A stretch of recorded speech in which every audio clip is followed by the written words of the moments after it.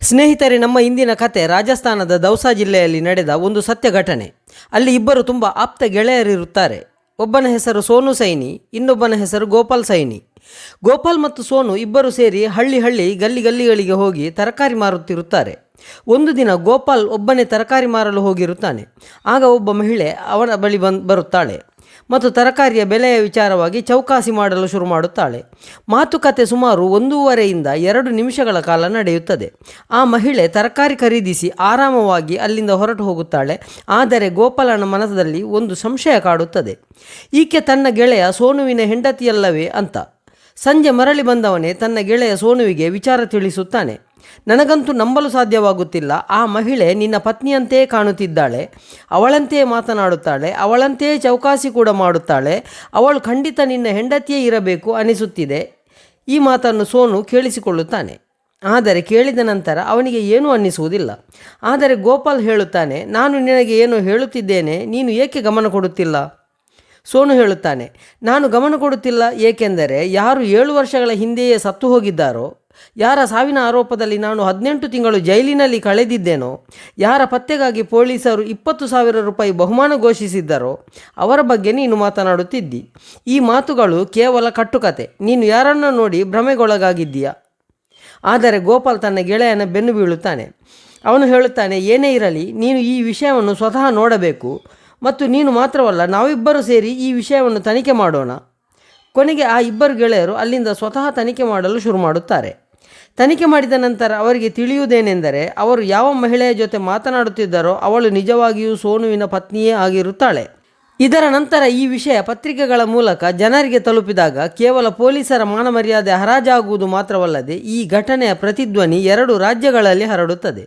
ಸ್ನೇಹಿತರೆ, ಕೆಲವೊಮ್ಮೆ ಪೊಲೀಸರು ಕೂಡ ಯಾವ ಮಟ್ಟದಲ್ಲಿ ಕೆಲಸ ಮಾಡುತ್ತಾರೆ ಎಂದರೆ, ಯಾರ ಜೀವನ ಬೇಕಾದರೂ ಹಾಳಾಗಬಹುದು, ಯಾರ ಬದುಕು ಬೇಕಾದರೂ ಮೂರಬಟ್ಟೆ ಆಗಬಹುದು ಎಂದು ಜನರು ಯೋಚಿಸುವಂತೆ ಮಾಡುತ್ತದೆ. ಈ ಕಥೆಯಲ್ಲೂ ಹಾಗೆಯೇ ಆಗಿತ್ತು. ಪೊಲೀಸರ ಒಂದು ಎಡವಟ್ಟಿನಿಂದ ಎಷ್ಟೋ ಜನರ ಜೀವನ ಸಂಪೂರ್ಣವಾಗಿ ಹಾಳಾಗಿ ಹೋಗಿತ್ತು. ನಮಸ್ಕಾರ ಸ್ನೇಹಿತರೆ, ನೀವು ನೋಡ್ತಾ ಇದ್ದೀರಾ ಕುಡಾಲ ಟಾಕೀಸ್ ಚಾನೆಲ್. ಇಂದಿನ ದಿನ ನಾನು ಹೇಳ ಹೊರಟಿರುವುದು ಒಂದು ಸತ್ಯ ಘಟನೆಯನ್ನು. ಇದು ರಾಜಸ್ಥಾನದ ದೌಸಾ ಜಿಲ್ಲೆಯ ಒಂದು ಘಟನೆ. ಸ್ನೇಹಿತರೆ, ವಿಡಿಯೋ ಇಷ್ಟವಾದರೆ ದಯವಿಟ್ಟು ಒಂದು ಲೈಕ್ ಕೊಟ್ಟು ಚಾನೆಲನ್ನು ಸಬ್ಸ್ಕ್ರೈಬ್ ಮಾಡಿಕೊಳ್ಳಿ. ರಾಜಸ್ಥಾನದ ದೌಸಾ ಜಿಲ್ಲೆಯಲ್ಲಿ ಮೆಹಂದಿಪುರ ಬಾಲಾಜಿ ಎಂಬ ಧಾರ್ಮಿಕ ಸ್ಥಳವಿದೆ. ಇಲ್ಲಿ ದೂರದ ಊರುಗಳಿಂದ ಜನರು ದರ್ಶನಕ್ಕೆ ಬರುತ್ತಾರೆ. ಅಂತಹ ಒಬ್ಬ ವ್ಯಕ್ತಿ ಸೂರಜ್ ಪ್ರಸಾದ್ ಗುಪ್ತಾ, ಅವನ ಪತ್ನಿ ಊರ್ಮಿಳಾದೇವಿ ಮತ್ತು ಒಬ್ಬಳೇ ಮಗಳು ಆರತಿ. ಮೂವರು ಬಾಲಾಜಿ ದರ್ಶನಕ್ಕೆ ಹೋಗುತ್ತಾರೆ. ದರ್ಶನ ಪಡೆದ ನಂತರ ಅವರು ಮಾರುಕಟ್ಟೆಯಲ್ಲಿ ಸುತ್ತಾಡುತ್ತಿರುತ್ತಾರೆ. ಸುತ್ತುತ್ತಾ ಸಮಾಧಿಗಲ್ಲಿಯ ಒಂದು ಧರ್ಮಶಾಲೆಯ ಬಳಿ ತಲುಪುತ್ತಾರೆ. ಅದರ ಎದುರಲ್ಲಿ ಒಂದು ಧಾರ್ಮಿಕ ಪುಸ್ತಕಗಳ ಮತ್ತು ಚಿತ್ರಪಟಗಳ ಅಂಗಡಿ ಇರುತ್ತದೆ. ಆ ಅಂಗಡಿಗೆ ಹೋದಾಗ ಆರತಿ ಚಿತ್ರಗಳನ್ನು ನೋಡುತ್ತಾ ಇರುತ್ತಾಳೆ ಮತ್ತು ನೋಡುತ್ತಾ ಬೇರೆ ಬೇರೆ ಚಿತ್ರಗಳ ಬೆಲೆ ಕೇಳುತ್ತಿರುತ್ತಾಳೆ. ಎದುರಿಗೆ ಇಬ್ಬರು ಹುಡುಗರಿರುತ್ತಾರೆ. ಒಬ್ಬನ ಹೆಸರು ಗೋಪಾಲ್ ಸೈನಿ, ಇನ್ನೊಬ್ಬನ ಹೆಸರು ಸೋನು ಸೈನಿ. ವಾಸ್ತವದಲ್ಲಿ ಸೋನು ಸೈನಿಯೇ ಅವಳಿಗೆ ಚಿತ್ರಗಳನ್ನು ತೋರಿಸುತ್ತಿದ್ದನು. ಆರತಿ ಮಾತನಾಡುವಾಗ ಇಬ್ಬರ ಕಣ್ಣುಗಳು ಒಂದಾಗುತ್ತವೆ. ಇಬ್ಬರು ಕಲ್ಪನೆಯನ್ನು ಮಾಡಿರಲಿಲ್ಲ, ನಾವಿಬ್ಬರು ಒಂದು ಪ್ರೀತಿ ಎಂಬ ಮಾಯೆಯ ಬಲೆಗೆ ಬೀಳುತ್ತಿದ್ದೇವೆ ಎಂದು. ಅವರ ಸ್ನೇಹ ಕೆಲವೇ ಕ್ಷಣಗಳಲ್ಲಿ ಪ್ರೀತಿಗೆ ಬದಲಾಗುತ್ತದೆ. ಇದರ ನಂತರ ಇಬ್ಬರು ಒಬ್ಬರೊಬ್ಬರ ನಂಬರ್ ಪಡೆಯುತ್ತಾರೆ. ಹುಡುಗಿ ತನ್ನ ಮನೆಗೆ ವಾಪಸ್ ಹೋಗುತ್ತಾಳೆ. ಹುಡುಗ ತನ್ನ ಅಂಗಡಿಯ ಕೆಲಸ ಶುರು ಮಾಡುತ್ತಿರ್ತಾನೆ. ಅಲ್ಲಿಂದ ಮುಂದಕ್ಕೆ ಫೋನ್ ಮುಖಾಂತರ ನಿತ್ಯ ಮಾತುಕತೆ ಶುರುವಾಗುತ್ತದೆ. ಮಾತುಕತೆ ನಿರಂತರವಾಗಿ ನಡೆಯುತ್ತಿದ್ದಾಗ ಇಬ್ಬರು ಮದುವೆಯಾಗಲು ನಿರ್ಧರಿಸುತ್ತಾರೆ. ಒಂದು ದಿನ ಇದ್ದಕ್ಕಿದ್ದಂತೆ ಆ ಹುಡುಗಿ ತನ್ನ ತಂದೆ ತಾಯಿಯನ್ನು ಬಿಟ್ಟು ಗುಟ್ಟಾಗಿ ಮನೆಯಿಂದ ಹೊರಟು ಹೋಗುತ್ತಾಳೆ. ಸೆಪ್ಟೆಂಬರ್ 5, 2015 ಹುಡುಗಿ ನಾಪತ್ತೆಯಾದಾಗ ಅವಳ ತಂದೆ ತಾಯಿ ಎಲ್ಲ ಕಡೆ ಹುಡುಕುತ್ತಾರೆ. ಆದರೆ 3 ದಿನಗಳ ನಂತರ, ಅಂದರೆ ಸೆಪ್ಟೆಂಬರ್ 8, 2015 ಆ ಹುಡುಗಿಯ ಮಾಹಿತಿ ತಂದೆಗೆ ಸಿಗುತ್ತದೆ. ಹುಡುಗಿ ಸ್ವತಃ ಫೋನ್ ಮಾಡಿ ಹೇಳುತ್ತಾಳೆ, ಬಾಯಿಕುಂದಿ ಕೋರ್ಟಿನಲ್ಲಿ ಸೋನು ಸೈನಿ ಎಂಬ ಹುಡುಗನ ಜೊತೆ ನಾನು ಮದುವೆಯಾಗಿದ್ದೇನೆ, ನಾನು ಆರಾಮವಾಗಿದ್ದೇನೆ, ಇನ್ನು ಮುಂದೆ ಅವನ ಜೊತೆಯೇ ಇರುತ್ತೇನೆ. ಜೊತೆಗೆ ಅವಳು ತನ್ನ ಹಳ್ಳಿಯ ವಿಳಾಸವನ್ನೆಲ್ಲ ತಂದೆಗೆ ನೀಡುತ್ತಾಳೆ ಮತ್ತು ಹೇಳುತ್ತಾಳೆ, ನೀವು ಆತಂಕ ಪಡಬೇಡಿ, ನಾನು ಈ ಹೊಸ ಜಗತ್ತಿನಲ್ಲಿ ಹೊಸ ಜೀವನದಲ್ಲಿ ತುಂಬ ಖುಷಿಯಾಗಿದ್ದೇನೆ. ಇದನ್ನು ಕೇಳಿದ ನಂತರ ತಂದೆ ಸ್ವಲ್ಪ ನೆಮ್ಮದಿಯಾದರು. ಇದರ ನಂತರ ಆ ಹುಡುಗ, ಅಂದರೆ ಸೋನು ಸೈನಿ, ತನ್ನ ಪತ್ನಿ ಆರತಿಯನ್ನು ಮನೆಗೆ ಕರೆದೊಯ್ಯುತ್ತಾನೆ. ತನ್ನ ಮನೆಯವರಿಗೆಲ್ಲ ವಿಷಯ ತಿಳಿಸುತ್ತಾನೆ. ಎಲ್ಲವೂ ಸರಿಯಾಗಿ ನಡೆಯುತ್ತಿತ್ತು. ಆದರೆ 8 ದಿನಗಳು ಕಳೆದ ಮೇಲೆ ಆ ಹುಡುಗಿ ಇದ್ದಕ್ಕಿದ್ದಂತೆ ನಾಪತ್ತೆಯಾಗುತ್ತಾಳೆ. ಹಳ್ಳಿಯ ಎಲ್ಲ ಕಡೆ ಅವಳನ್ನು ಹುಡುಕಲಾಗುತ್ತದೆ, ಆದರೆ ಎಲ್ಲೂ ಸುಳಿವು ಸಿಗುವುದಿಲ್ಲ. ಆಗ ಸೋನು ಸೈನಿ ತನ್ನ ಮಾವನಿಗೆ ಫೋನ್ ಮಾಡಿ ಕೇಳುತ್ತಾನೆ, ಅವಳು 16 ಸೆಪ್ಟೆಂಬರ್ 2015 ನಾಪತ್ತೆಯಾಗಿದ್ದಾಳೆ. ನಾನು ಎಲ್ಲ ಕಡೆ ಹುಡುಕಿದೆ. ಆರತಿ ನಿಮ್ಮ ಬಳಿ ಬಂದಿದ್ದಾಳೆಯೇ? ಈ ವಿಷಯ ತಿಳಿದಾಗ ತಂದೆಯ ಸ್ಥಿತಿ ಶೋಚನೀಯವಾಗುತ್ತದೆ. ಸೂರಜ್ ಪ್ರಸಾದ್ ಗುಪ್ತಾ ಮತ್ತು ಊರ್ಮಿಳಾದೇವಿ ಮಗಳನ್ನು ಹುಡುಕಲು ತುಂಬ ಪ್ರಯತ್ನ ಪಡುತ್ತಾರೆ, ಆದರೆ ಅವಳು ಸಿಗುವುದಿಲ್ಲ. ತದನಂತರ ಸೂರಜ್ ಪ್ರಸಾದ್ ತನ್ನ ಪತ್ನಿಯೊಂದಿಗೆ ವೃಂದಾವನ ಕೊತ್ವಾಲಿ, ಇದು ಮಥುರಾ ಜಿಲ್ಲೆ ಉತ್ತರ ಪ್ರದೇಶದಲ್ಲಿದೆ, ಅಲ್ಲಿಗೆ ಹೋಗಿ ದೂರು ನೀಡುತ್ತಾರೆ. ಪೊಲೀಸರು ಕೇಸ್ ದಾಖಲಿಸಿಕೊಂಡರೂ ಅದನ್ನು ಗಂಭೀರವಾಗಿ ಪರಿಗಣಿಸುವುದಿಲ್ಲ. ಹೀಗೆ 6 ತಿಂಗಳು ಕಳೆಯುತ್ತದೆ. ಒಂದು ದಿನ ಸೂರಜ್ ಪ್ರಸಾದ್ ಗುಪ್ತಾ ಪತ್ರಿಕೆ ಓದುತ್ತಿದ್ದಾಗ ಮಥುರಾದ ಮಗೋರಾ ಪೊಲೀಸ್ ಠಾಣೆಯ ವ್ಯಾಪ್ತಿಯಲ್ಲಿ ಒಬ್ಬ ಹುಡುಗಿಯ ಹೆಣ ಸಿಕ್ಕಿದೆ ಎಂಬ ಸುದ್ದಿ ಬರುತ್ತದೆ. ಆ ಹೆಣಕ್ಕೆ ಸುಮಾರು 32 ವರ್ಷ ವಯಸ್ಸಿರಬಹುದು ಎಂದು ಬರೆಯಲಾಗಿತ್ತು. ಸೂರಜ್ ಪ್ರಸಾದ್ ಗುಪ್ತಾ ನೇರವಾಗಿ ಠಾಣೆಗೆ ಹೋಗಿ ಇದು ನನ್ನ ಮಗಳೇ ಇರಬಹುದು ಎನ್ನುತ್ತಾರೆ. ಆ ಹೆಣವನ್ನು ಗುರುತಿಸಲು ಯಾರೂ ಬಾರದ ಕಾರಣ ಇವರು ಹೋದಾಗ ಪೊಲೀಸರಿಗೆ ಕೊನೆಗೂ ವಾರಿಸುದಾರರು ಸಿಕ್ಕಿದರು ಅಂತ ಸ್ವಲ್ಪ ಸಮಾಧಾನವಾಗುತ್ತದೆ. ಪೊಲೀಸರು ತನಿಖೆ ಆರಂಭಿಸಿ ಮೆಹಂದಿಪುರ ಬಾಲಾಜಿಗೆ ಹೋಗಿ ಸೋನು ಸೈನಿ ಮತ್ತು ಗೋಪಾಲ್ ಸೈನಿ ಇಬ್ಬರನ್ನು ವಶಕ್ಕೆ ಪಡೆಯುತ್ತಾರೆ. ಏಕೆಂದರೆ ಗೋಪಾಲ್ ಹೆಸರನ್ನು ಕೂಡ FIRನಲ್ಲಿ ದಾಖಲಿಸಲಾಗಿತ್ತು. ಪೊಲೀಸರು ಅವರನ್ನು ವಿಚಾರಣೆ ಮಾಡಿದಾಗ ಅವರು ತಮಗೆ ವಿಷಯವೇ ಗೊತ್ತಿಲ್ಲ ಅಂತ ಹೇಳುತ್ತಾರೆ. ನಂತರ ಪೊಲೀಸರು ಇಬ್ಬರನ್ನು ಒಂದು ಕೋಣೆಯಲ್ಲಿ ಕೂಡು ಹಾಕಿ ಸೋನು ಕೈಬೆರಳಿನ ಉಗುರುಗಳನ್ನು ಕೀಳುತ್ತಾರೆ ಮತ್ತು 3rd ಡಿಗ್ರಿ ಟಾರ್ಚರ್ ನೀಡುತ್ತಾರೆ. ಅವರನ್ನು ತಲೆ ಕೆಳಗಾಗಿ ಕಟ್ಟಿ ಹೊಡೆಯುತ್ತಾರೆ. ಕೊನೆಗೆ ಪೊಲೀಸರು ಇವರನ್ನು ಎನ್ಕೌಂಟರ್ ಮಾಡೋಣ ಎಂದು ಮಾತನಾಡಿದಾಗ ಭಯಗೊಂಡ ಇಬ್ಬರು ನಾವೇ ಕೊಂದಿದ್ದೇವೆ ಅಂತ ಒಪ್ಪಿಕೊಳ್ಳುತ್ತಾರೆ.